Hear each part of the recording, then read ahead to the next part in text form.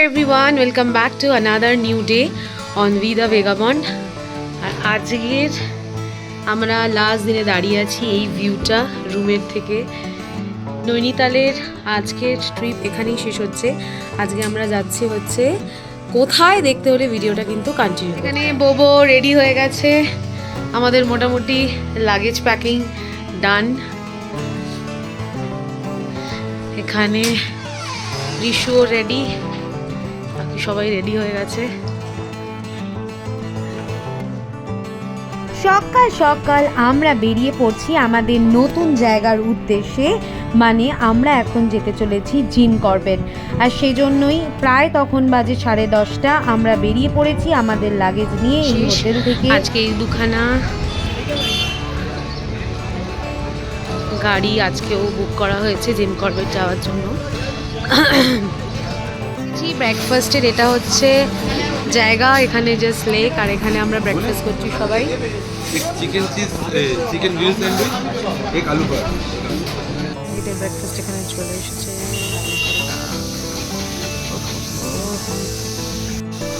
কি খাচ্ছিস তুই?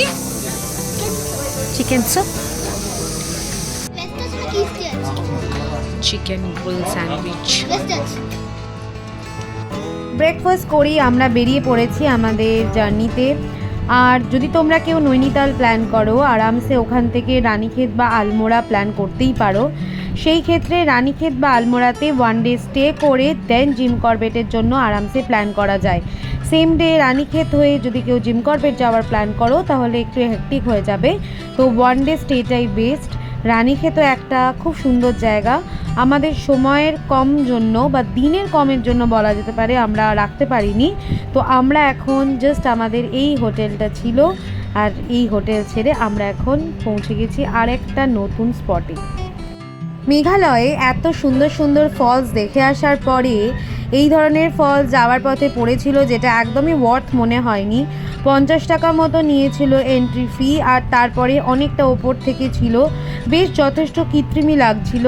আর আমরা খুব একটা বেসিক্যালি এখানে এনজয় করিনি, তো যেহেতু আমরা এন্ট্রি ফি দিয়ে ঢুকে পড়েছি তো তোমাদেরকে বাকি জায়গাটা ঘুরে দেখাচ্ছি। তোমরা যখন এই সাইড দিয়ে জিম করবেট যাবে আর যদি ড্রাইভার বলে যে এই ফলসটা দেখাবে, প্লিজ অ্যাভয়েড করো, কারণ বেসিক্যালি কিচ্ছু দেখার নেই।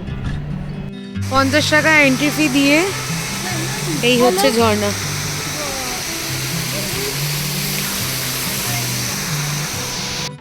পাহাড় থেকে নেমে আমরা এখন জঙ্গলের রাস্তায় ঢুকে পড়েছি। দুদিকের গাছ দেখে বুঝতেই পারছো আমাদের যেখানে আমাদের যাওয়ার গন্তব্য সেইখানে শুরু হয়ে গেছে।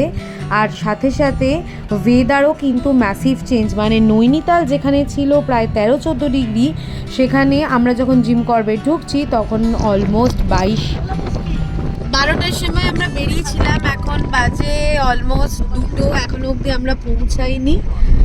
আমাদের আরও 30 মিনিটস মতো লাগবে, আর তারপরেই আমরা পৌঁছে যাব জিম করবেট। কালকে আমাদের জঙ্গল সাফারি আছে, আর আজকে আমাদের গিয়ে রিল্যাক্সেশন ডে বলা যেতে পারে অন জিম করবেট। হ্যাঁ,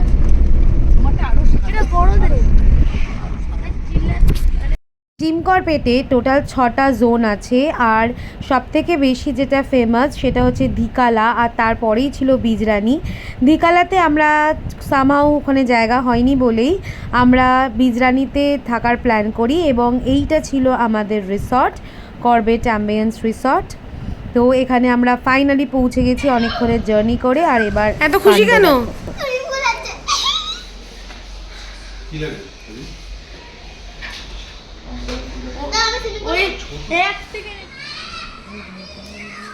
তবে এটা মনে হচ্ছে হোমলি অ্যাটমসফিয়ার।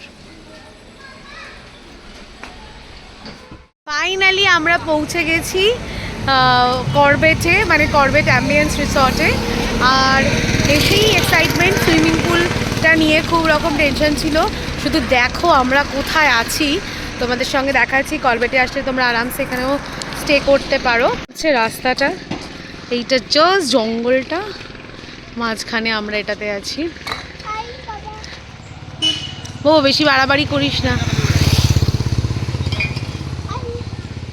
আমাদের সব কটা রুম এখানে, জাস্ট পুলটা এবার রুমের সব কিছু আমি দেখাচ্ছি। আমাদের room number 905। What nice ambience. এটা হচ্ছে bathroom and this is the bedroom.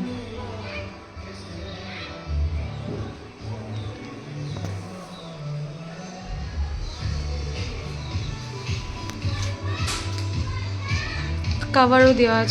এইটা পরে জিম করবেটে রেডি হয়েছিস, কি ব্যাপার? হ্যাঁ হ্যাঁ হ্যাঁ। আর তুমি? আমি রিল্যাক্স করি। নাম বসে দাও।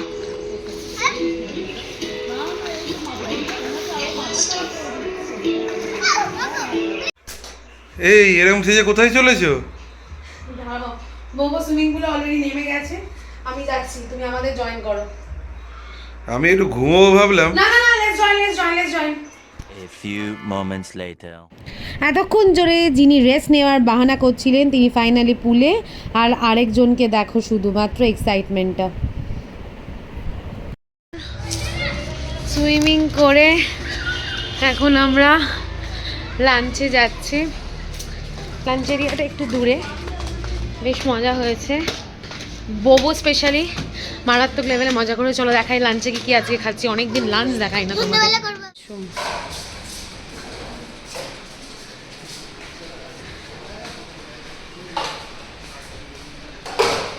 এই যে সেই উটগুলো যাদের ভিডিও করছিলাম, ভীষণ সুন্দর একটা লাঞ্চ এরিয়া। সামনে দিয়ে যাবে তো। ও তো দাদু ভাইদের রাখতে পারবি, কিনে নিলে রাখতে পারবি দাদু ভাইদের। দেখ হাতিটা এদিকে দেখ।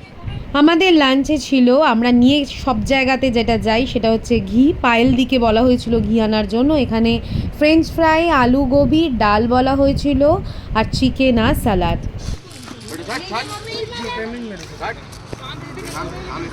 এলিফ্যান্ট রাইডের প্ল্যানিং হচ্ছে, তো আমরা এসেছি ওখানেই দেখতে। এখানে আরেকজন দল এসে খাওয়াচ্ছে।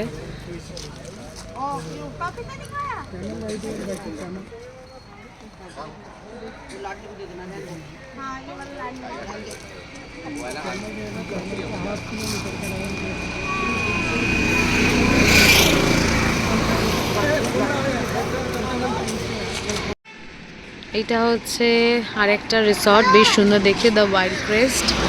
আমরা এখন ওখানেই আছি, লাঞ্চ করে বেরিয়েছি।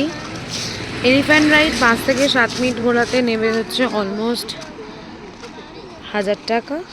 টায়ার থাকার জন্য দিনটা এখানেই শেষ করতে হয়েছে, আর বাকিতে ডিনার করে আমরা রেস্ট নিতে চলে গেছিলাম, কারণ পরের দিনই আছে ভোর জঙ্গল সাফারি। দেখতে থাকো।